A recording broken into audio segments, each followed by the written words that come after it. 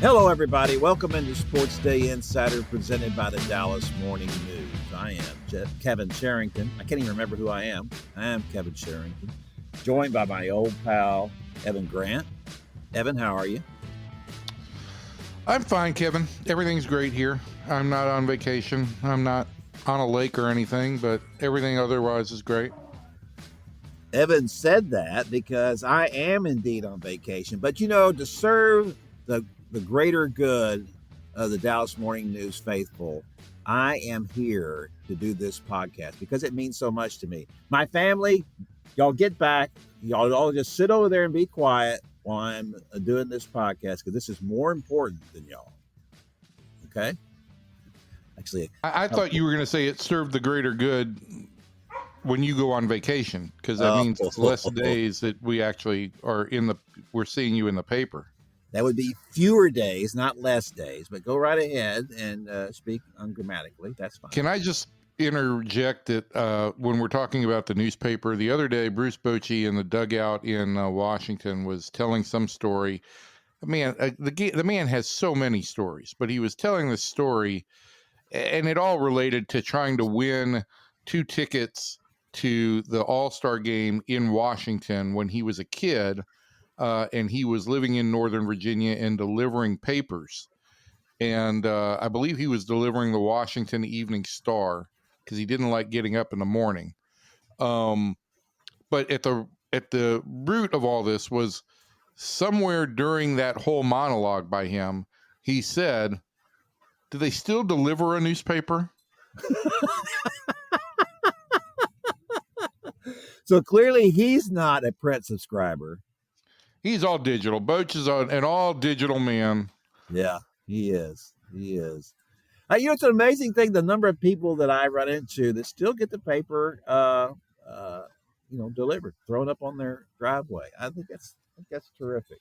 Of course, we do. Not a lot of people in my neighborhood do, but can't be just holding it and being surprised by what's in there. I love that part of it, and the lovely wife, she loves that part of it. She loves to read the print product. So more power to her. All right, Evan, let's talk about these Rangers. They have been all over the place in the last few weeks, as they have pretty much all season. Win a few, lose a few more. And the offense is really not shaking itself out of the doldrums, except for Marcus Semien, who all of a sudden is like the best player in baseball. He has done this before when he has shaken himself out of a slump, but not quite to this extent. Surely at some point he's going to cool off a little bit, isn't he? Well, I mean, I listen, he's not going to hit 500 every week. But I think that there are a couple of things about what's gone on here. One, for me, the thing that stands out is it looks like what Marcus is doing isn't anything new. He's hitting fastballs on the inside half of the plate with authority.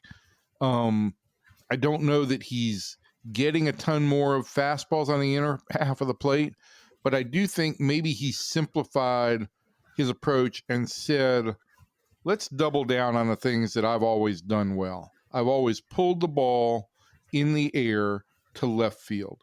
And he's taken whatever steps necessary to make sure that that's his primary focus. You talk to different people about different potential adjustments, and everybody says, yeah, maybe. Whether it's like, has he moved up an inch on the plate or something closer to the plate? Has he kind of decelerated or deflated what had become a little bit more of an exaggerated leg kick? There's plenty of theories about that, but the bottom line is, I think when it comes down to everything, we talk about sports psychology and the best route to fixing things being psychology. And I think what it all gets down to is Marcus spent a lot of time saying, who am I? What do I do well? Let's get back to focusing on that. And so I think he had to clear a bunch of stuff out of his head and got back to doing what Marcus does.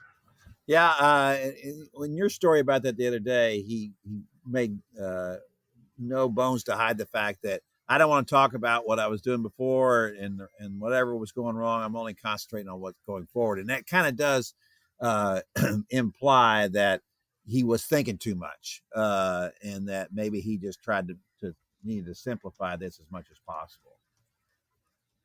Yeah, I mean, I think that's at the root of it, and I think in talking with Brett Boone, some that has been part of the whole goal is trying to simplify things for these guys. The worst thing you can do when you get to the tee box or when you come up on your ball, hopefully in the fairway, is think about a bunch of stuff as you're pulling your club back. And I think that's the same thing that the Rangers have been trying to do with their hitters is to say, okay, let's not be thinking as much in the batter's box. Let's know what we want to do and just try and execute it. Now, I think there are some things, Kevin, where it does require a little bit of thinking, but that's more before you get into the batter's box, and that's about like game situations and things like that. And I think this team still struggles with that, as do I think a lot of teams. But I think the idea when you get in the batter's box is, I don't want to be thinking, I want to be reacting. Yeah, and if all Brett Boone does is get Marcus Semien straightened out, if that's what happened, well then it was all worth it. Frankly, they needed, because he has to hit, and so does Corey Seager. Obviously, when they're the two most expensive players, lineup guys in the lineup, in the regular lineup, those guys have to deliver for you, and then you just hope that other guys like Jonah Heim and Josh Smith and Josh Young get some timely hits every once in a while. But those two guys have to be delivering night in and night out. They have to be the guys that kind of to win it for you more often than not. So, and Corey Seager's kind of in a slump now, and Wyatt Langford's in a slump now, and so it's still going to be a little more difficult. But a couple of those games, Marcus Semien in Washington went on his own. Well, I think the Rangers scored 17 runs last week, and Semien had 2 home runs. I think he had 6 RBIs and 4 runs scored. So, the Rangers went 2-4 last week. They blew a game in the 9th inning, so they probably should have been 3-3 on the road on that first week of the road trip. But my point is, you really had one hitter that was hot and another in Jake Berger who delivered a little bit of power. And the thing is, if you've got a couple of guys that are hot on this team, it can carry you. But for most of the season, nobody has been hot. There hasn't been one guy who's been in a position who's been hot enough to carry this team. Yeah, well, Langford was having a good season until recently, and but this goes to show you that even that is not enough, and his power numbers haven't been quite the same either. I mean, but you're right. I mean, that it is amazing when a guy gets hot, like Semien has been, the difference it makes. Yeah. And especially with this team, Kevin, right? Because of the pitching, and we saw that over the weekend. They scored 5 and 4 runs in back-to-back games, won a road series for the first time in over a month. This team does not need a ton of runs to score. They are 23-4 going into the Minnesota series when they score 4 or more runs. Yeah, that's just a phenomenal statistic, isn't it? I mean, there's a lot of stats out there that, and I don't question them. I mean, I think they're all good and they're all fine. But there's nothing more telling than that you're 23-4 in the games where you score 4 or more runs. That just shows you how this is an unprecedented streak by Rangers pitching. There is no other era, in Rangers history, certainly since they moved to Texas, where the starting pitching in particular, has been better than this. It's just phenomenal.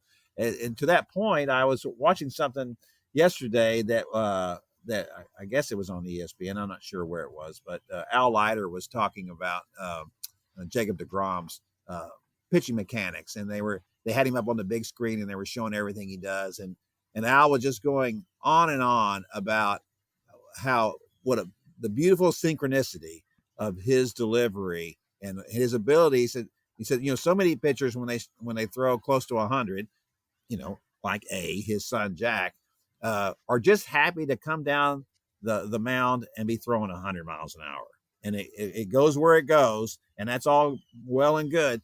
But this is a guy, he said, who throws that and the glove doesn't move. And that is the thing that separates him not only from his peers today, for the most part. There are a couple of guys like that, but in history. Yeah, I mean he's a freak, and I've seen a couple of stories about, well, he's not throwing 101 anymore. And listen, you don't need to throw 101. That was all vanity. His stuff is so pure at 98, 99. He doesn't need to throw 101. So I don't even understand why that's been a story in any regard. I do think I heard some talk over the weekend that maybe there's been a little bit of a change in his arm angle, that it's dropped just a little bit as he's aged. I don't know. What I do know is this, that when he's on the mound, he is effectively playing catch. Yes, he generates incredible velocity, but his body and his mechanics are so pure that it looks like he's just playing catch. And more importantly, Kevin, when he is attempting to deliver a pitch, his whole idea is just hit the glove. He knows where he wants the catcher's glove to be, and he knows that he's going to try and hit it.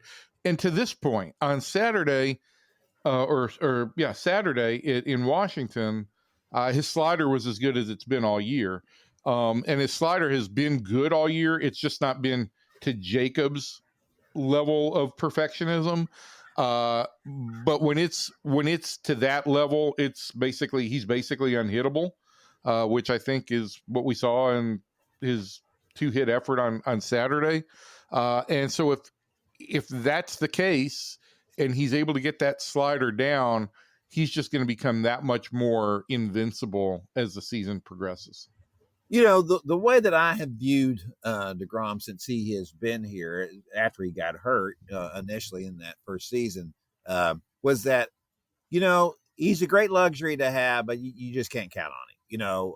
If he's going to pitch, then that's great, but you just go into the season thinking that he's not going to be a factor. You can't count on that, him being a factor, just because of his unavailability. But let's go ahead and give ourselves that. Let's go ahead and say that, okay, he will be available now going forward. He looks like this is the longest stretch he's been available at what, 4 years? At least. Yeah. So, what could this guy do? I mean, as Al was saying, he said he's never pitched better than this right now. He said he thinks that he's just as good now as he was when he won the Cy Young, the last time he won the Cy Young. So what does that mean for the Rangers if he's going to pitch like that? Yeah, I mean, it means they have a genuine Cy Young candidate, which is something they've never won in their history. I don't think that he's gonna, he's not gonna get to 250 strikeouts. I don't even know if he'll get to 200 strikeouts. And I still think there's going to be some marshaling or some governance over his innings. He's at 76 and 13 starts. Look, Kevin, since 2019, the most starts he had made in a season is 15 in 2021. So yeah, he's been more reliable than he's been, and he's working harder than he has for a while. And so I think that, like you're seeing right now, the Rangers are trying to build in some extra days of rest for guys. And I don't rule out the possibility that at some point in time, whether it's right around the All-Star break or right afterwards, the Rangers try and get him a good extended 10 or 12-day rest. But at 22, 23 starts even, this guy is, if he performs this way, he's a Cy Young candidate. There's some really good Cy Young candidates in the American League. Tarek Skubal is obviously one of them, and he was as good as I've seen when he faced the Rangers in May. But yeah, Jacob is at 36 years old. He is in that conversation. Well, and that's what, and not only obviously because of him, but Tyler Mahle pitching well. I take that back. He's 37. He turns 37 this week. So is that right? He's still in that conversation. Yeah. Well, let me first say on that, he is 37, but there's not a lot of mileage on those tires for a 37-year-old pitcher, and that makes it a little bit different. The problem for him has not been that he's wearing out so much, I think, as it is that It's just things that happen to all pitchers at some point. They can be 22 as opposed to 37. So that kind of, to me, the age is not as big a factor for me with him as it would be for a lot of pitchers at 37. Let's say Justin Verlander, although he was still great at 37, or Max Scherzer or somebody like that, who are both still very effective. And I don't have their numbers right here in front of me, but I'm assuming that by the time they were all 37 years old, they had thrown a lot more innings than. For sure. And well, because of all that, let's bring that all back to this, what the Rangers situation is. If he's going to pitch that well, and Nate Eovaldi's going to continue to pitch that well once he comes back, and then if Tyler Mahle's going to pitch this well, this is all the reasons why the Rangers can't be counted out at this point. Because if Marcus Semien is making this comeback now, you know that Corey Seager eventually will return to himself, and so will Wyatt Langford. That there's reason to believe that they could still get this thing turned around in the West. But I still think they're going to have to add a bat, don't you? And probably, do they need to? I mean, what is the priority to you? Would it be a bat or would it be a closer?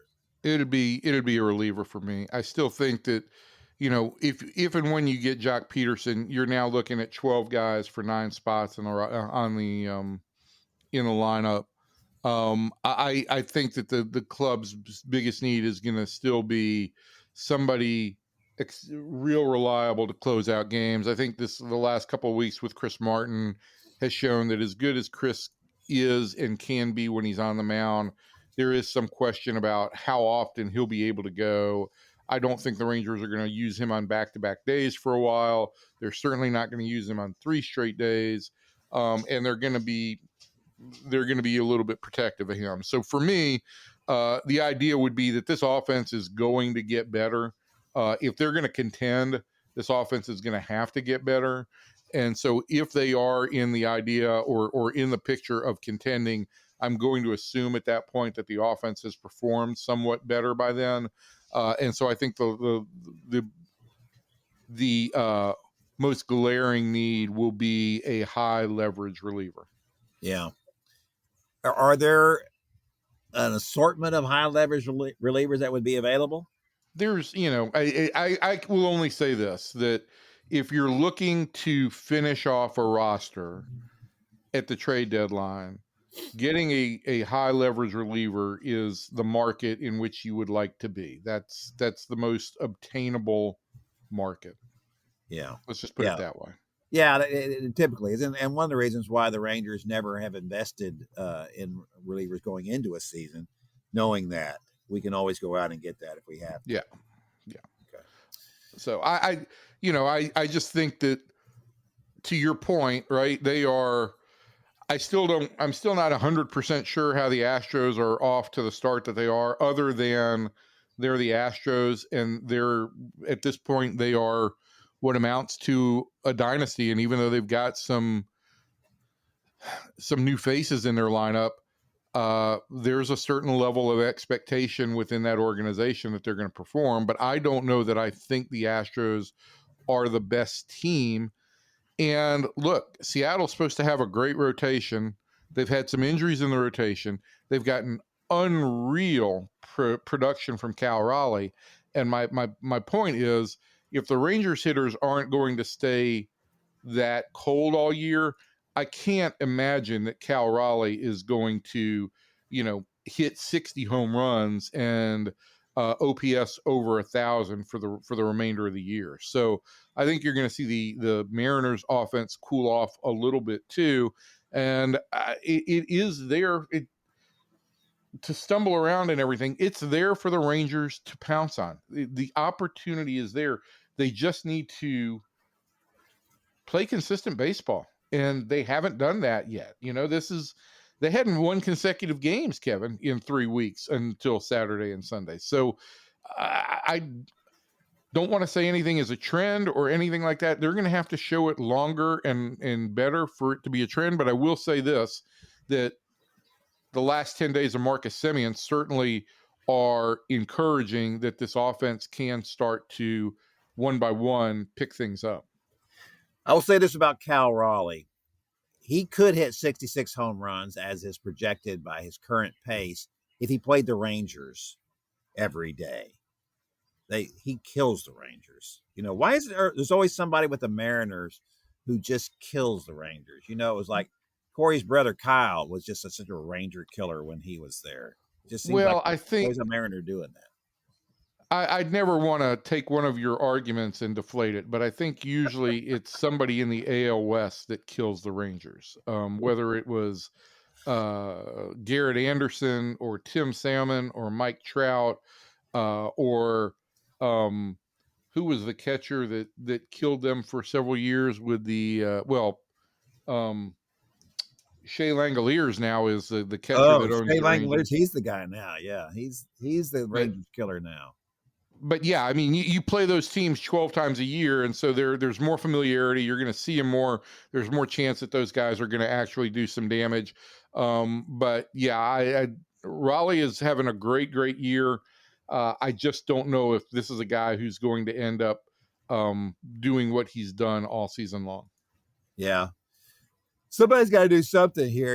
We talked about, before we get out of this Rangers segment, let me just ask you about the outfield situation. So now Alejandro Osuna is kind of cooled off a little bit, which was unfortunate, but that's what happens with youngsters. I think it's hilarious, this whole Roman Anthony thing in Boston and all the hype for the number one prospect in all of baseball to come up and then, boom, fizzle. I mean, I felt sorry for the kid from the standpoint is that how can you possibly live up to this? You got people standing and applauding and you're just walking to the plate.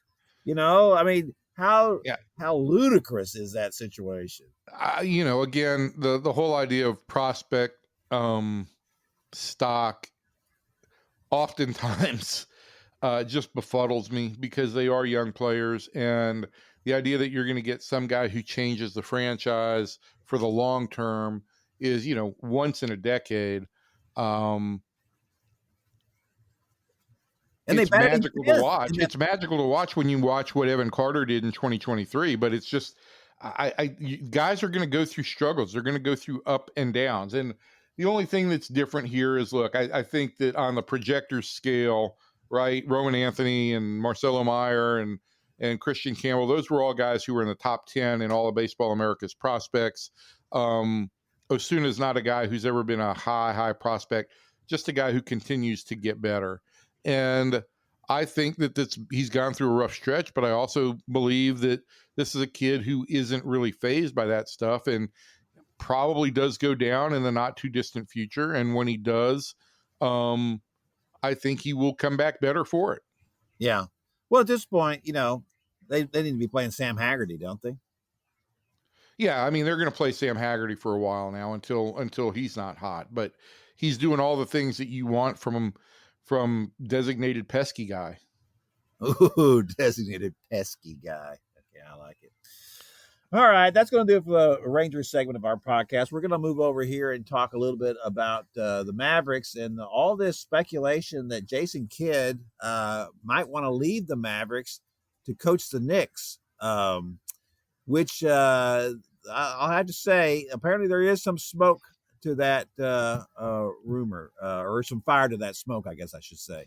And the question is, for me, how much of it with Jason Kidd would be, I'm just trying to send a message to my boss, Nico Harrison, that I didn't like the fact that you left me hanging out there to deal with all the blowback on the Luka Doncic trade while you're sitting in your office or wherever you are, and I'm having to deal with this night after night.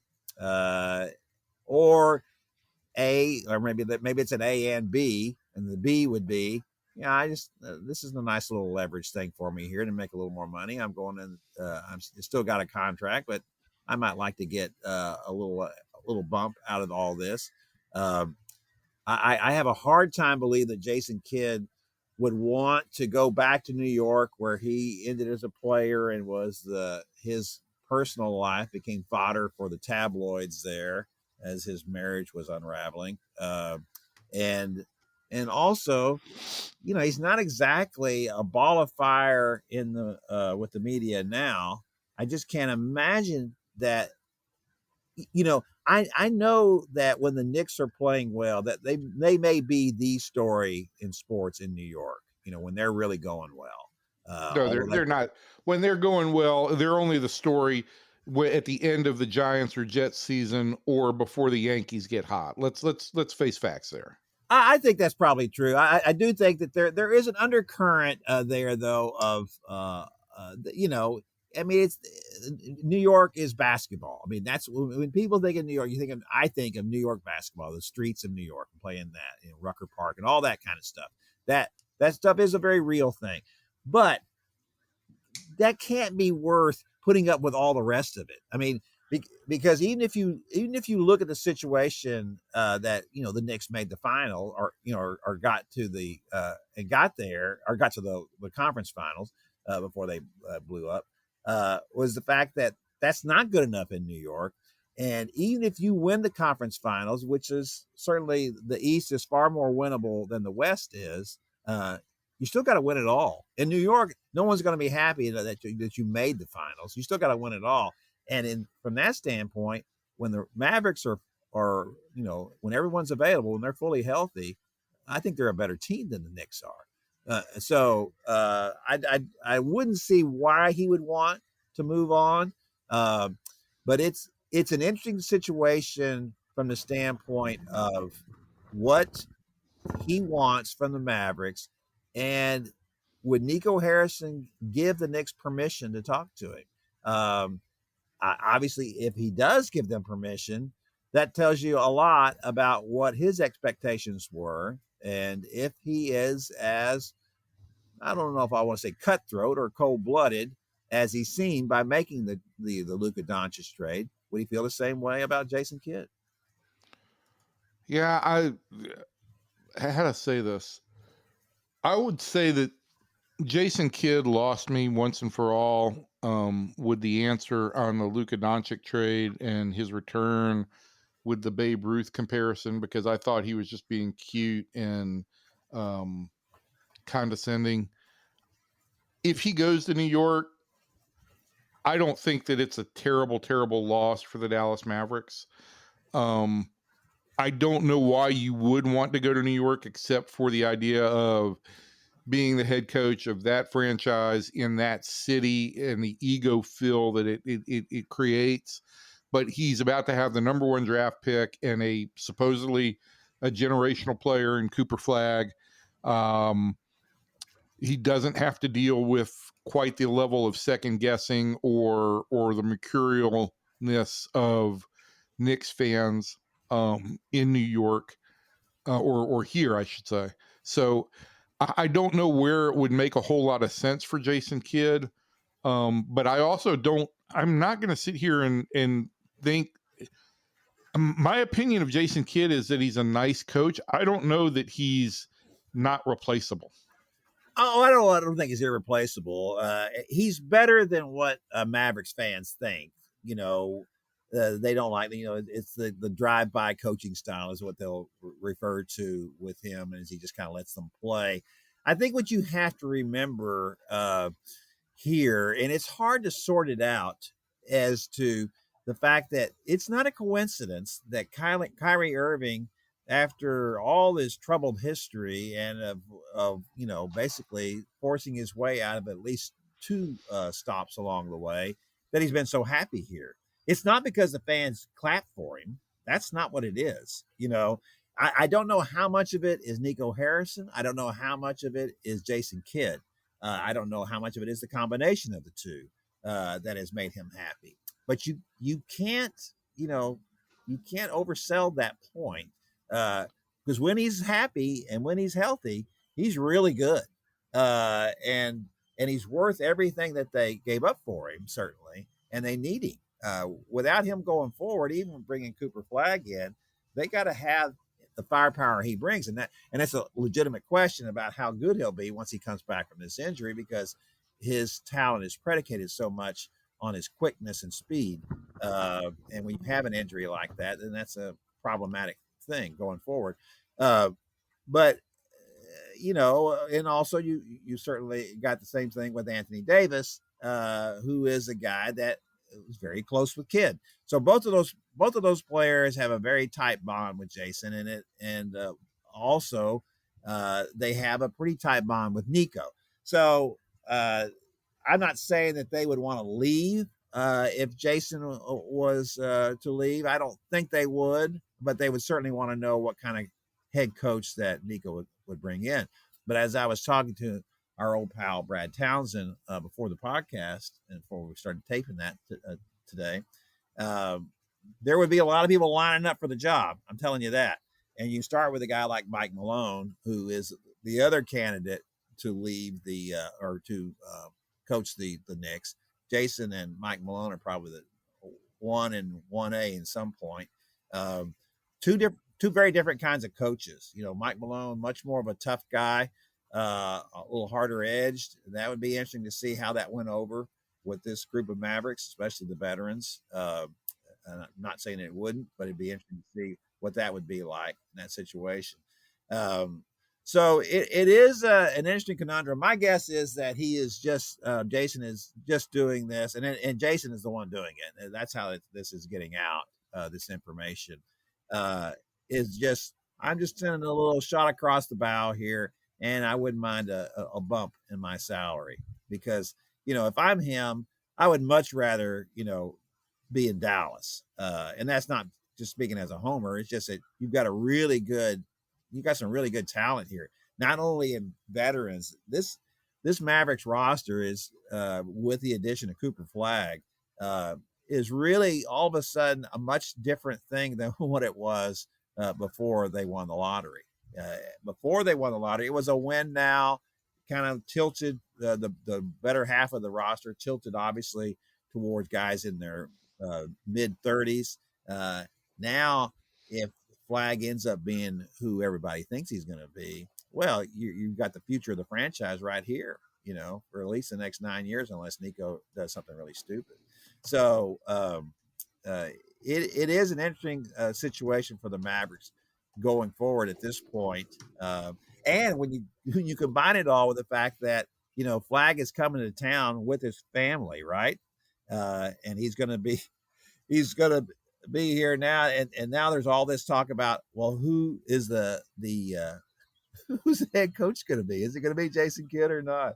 This is not exactly a great bit of timing for Nico in this situation, but we'll see what he's able to do with it. It's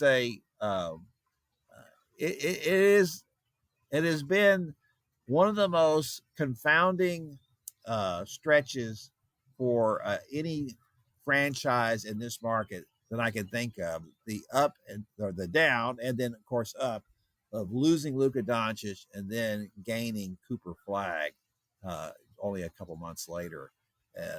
That is fairly remarkable. I can't think of any time in the 40 years that I've been in this market when something like that has happened to a franchise, to that kind of swing. So we'll see what that does for them going forward.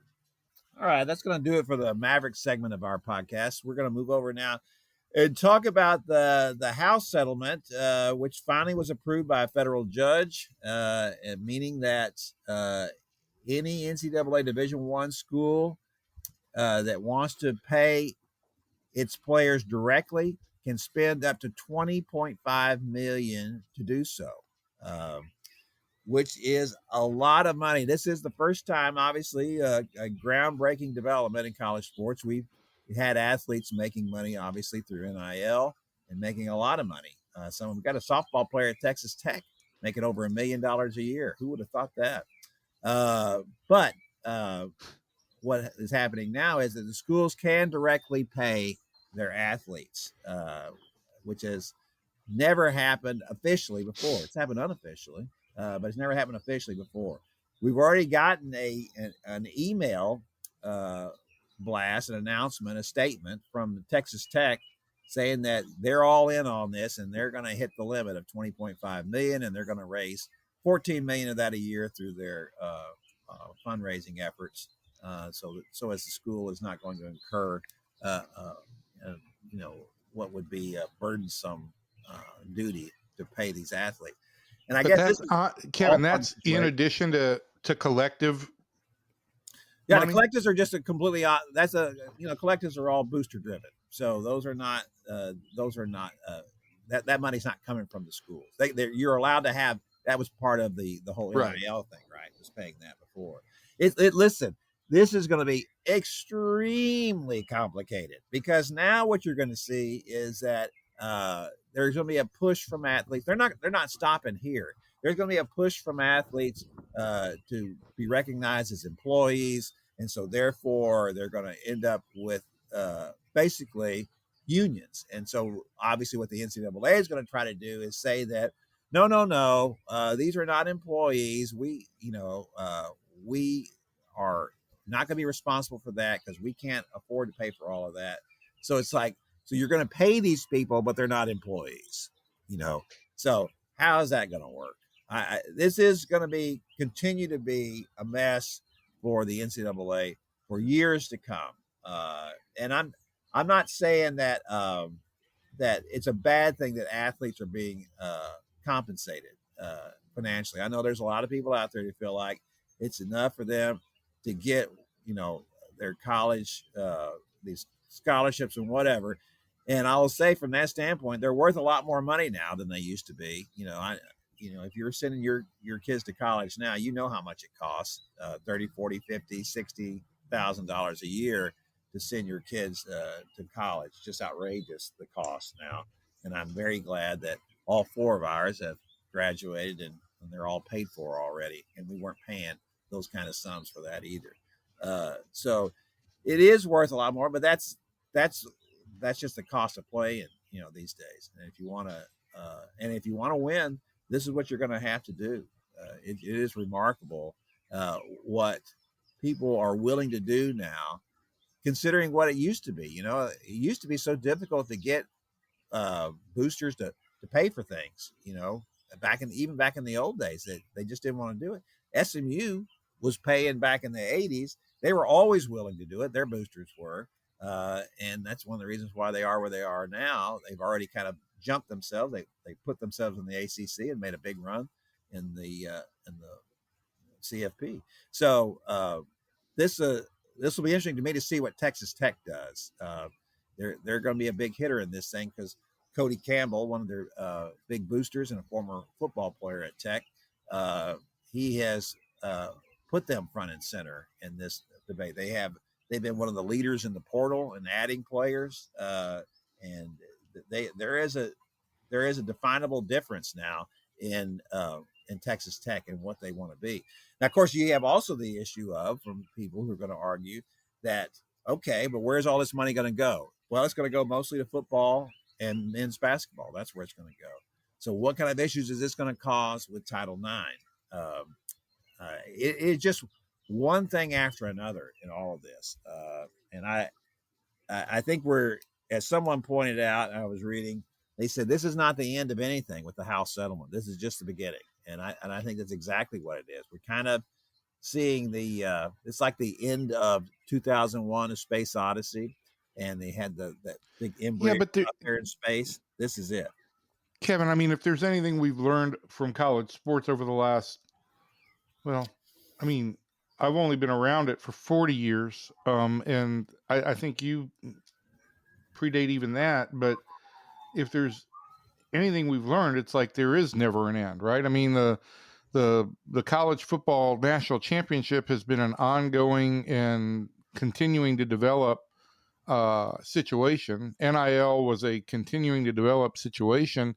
Yeah, I mean, right now the main avenue to explore for athletes and for everybody else and for a competitive advantage is financially. And so, I think there's, and I think you've said this on a couple of occasions, and I'd like to believe this, that, hey, if only the NCAA had been reasonable years ago and said, yes, college athletes deserve a stipend, some share of the pot, a reasonable stipend for their contributions, then maybe we wouldn't have all of this. And the older I get and the more jaded I guess I get, I feel like No, that wouldn't be the case. I think we were always going to head for, with as much money as there is involved in this, that the players were going to want and that athletes were going to want, and that, quite frankly, colleges that want the money and the prestige and the revenue that comes with a top flight program competitively, we're going to keep pushing that envelope or that envelope further down the table, and that's where we're at now. And yeah, I don't know what the next portal or the next passage is going to be, but we're definitely not done. Well, when I said that about it wouldn't have been this bad if they had let the players have a piece of the pie sooner. Yeah, I didn't mean that it would never come to this. I mean it would just have delayed it. It would have, as I've said before, anytime the longer you oppress somebody, and I know people don't want to hear that, but you are oppressing these college athletes. I mean, come on, so many of them, developed later on, especially football players.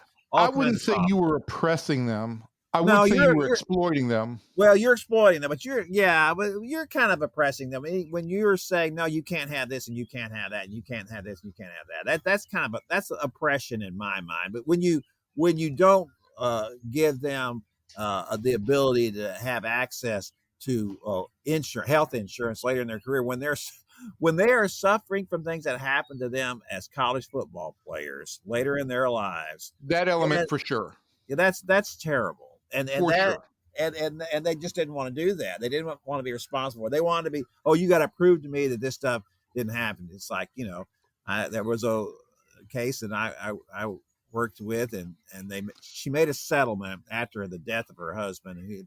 He had played at he grew up in Denton and played on those. He was a defensive lineman in those Texas teams that the big shootout in that era, and he eventually developed dementia in his early 50s and died of it in his early 60s. And he never played a down of pro football. That's what happened to him in college football. And they did the CTE scan of his brain, and he had terrible brain damage from that, the CTE. Right. But So why didn't the colleges want to? Why did college athletic departments and colleges in general not want to give them insurance? well, because they want to pay for it. They wanted the money themselves. Right, absolutely, and look, and that was my issue with colleges in general, was that, look, you can go to any college anywhere and see the difference. Because I covered colleges on a regular basis in the 80s, so a large portion of the 80s, and those athletic facilities at those places hadn't changed much over the previous, I don't know, 20 or 30 years. They all looked at like they had for decades, and they were run the same way. They had small staffs, and it just, it was kind of a mom and pop kind of deal. Even at the big universities, they were like that. And then when they finally started getting somewhere with all that stuff, and then there was more money coming in, and next thing you know, you're seeing these facilities are just all over the place, and they're expanding exponentially, and the money that's being spent, and then the money that's being spent on the coaches and on the administration staffs, and how they were growing these staffs, and all of a sudden you've got all these advisors on board, and all these many things. So you can't tell me that we're going to do all of that and not give the players anything. That was They were. ridiculous to say. Yeah. And that's what they did. And so that's why I don't have any sympathy whatsoever with the colleges for any of that argument that, oh my gosh, now all you hear is, oh, we don't have any money. I was talking to somebody the other day who has a lot of contact with college coaches and across the landscape, and he was saying how they're all just scared to death that they're not going to have enough money to pay for everything. And of course, a lot of these schools aren't going to have it. Some of them will, and we know pretty much who the ones who will, and those are the ones, they're in the Power Four conferences. They're going to have enough money to pay for all this kind of stuff. And the smaller schools, the smaller conferences aren't going to be able to do it. But frankly, they're not going to be competing year in and year out for national titles anyway. I mean, that's just the way it is. I mean, I'm not saying all this is any good. I don't like it. I don't like seeing what's happening. It's just the way that it is. Why don't you like it, Kevin? What do you not like about it? It's just a mess. From my standpoint as a reporter, one of the things I liked about covering college sports was that basically we're just covering the games. We're just covering the games and the personalities. I don't have to deal with contracts, stories. I don't have to deal with, is this guy going to hold out? Is that guy going to hold out? What is the labor issue going to be now? And you had all of those. You've covered baseball your whole career, and when you have all of those issues going on all of the time, and it's just stuff I'm not interested in writing about.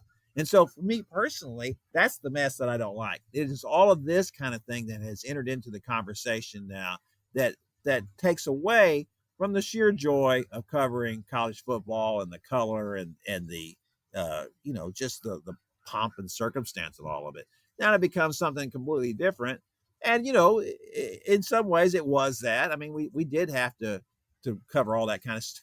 Not that kind of stuff, but all the off stuff. When I was in the 80s, it was a big deal covering the Southwest Conference when everybody was in NCAA trouble, and you're going from one school to the next trying to figure out what's happened here, who turned in who to the NCAA. Right. Well, now you don't have the violations to deal with, right? Everything was about the violations at that point in time. Oh, now yeah, it's not violations, but it's the transfer portal. It's NIL deals.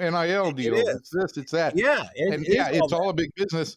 I don't like it. I don't particularly like it either. I don't like the whole idea of for me, college football is the one time a year I feel like I really get to be a fan. And it's like, Donnie Ecker was a big college football guy, and he constantly asked me about, what do you think about this guy that Georgia's got in the transfer portal? Or what do you think about that guy that Georgia's got? And I'm like, Donnie, I'm just going to tell you, when football season starts up and they put on pads and they start playing games, I am completely into it for the length of that season. But recruiting and the portal and that stuff, I'm not that interested in it. I am interested in the history, the pageantry, and the excitement of the games of college football. But all the other elements, I'm just not that interested in. Look, I don't like recruiting. When people would ask me sometimes about recruiting, well, who's getting this guy and who's getting that guy? It's like, I don't know. And I don't care. They're 18-year-old kids. Come on. They're making up their minds about where they're going to go. And it's a big decision for them. But for the most part, for all of them, it's a win-win kind of situation. If they go to one school or another, it may not work out, but it's still going to be pretty good for them, whatever it is.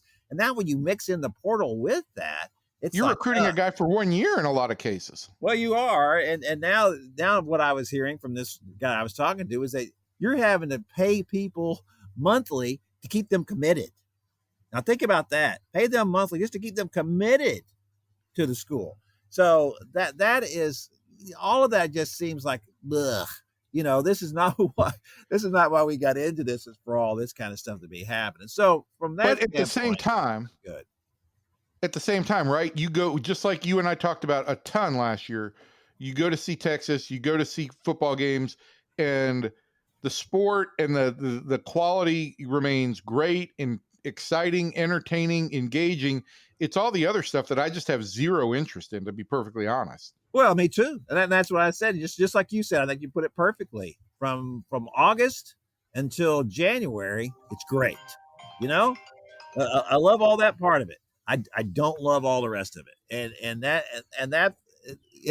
going to have to be enough for people to get them through all of this. I'm glad I'm not having to be the one pouring out the money, as I was told by somebody at Texas A&M. There, a booster was being asked about contributing to the collectives, and at that time A&M had that number one recruiting class, and so there was a lot of noise about all of that, and it didn't pan out very well, especially not for the head coach. And so anyway, what the booster said, he goes, I can either donate money to this school that I love and have my name put on a building, or I can donate money and have a guy smoking pot at halftime, in the locker room, which is what the story was.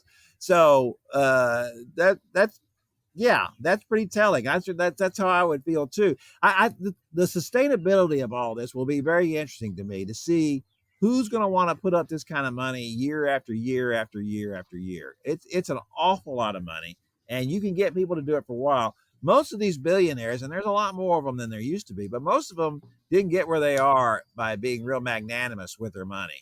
They don't like to watch their money burn. So obviously, what it's going to lead to is that coaches are already on short leashes as it is. They'll be on even shorter leashes, and so will the athletic directors.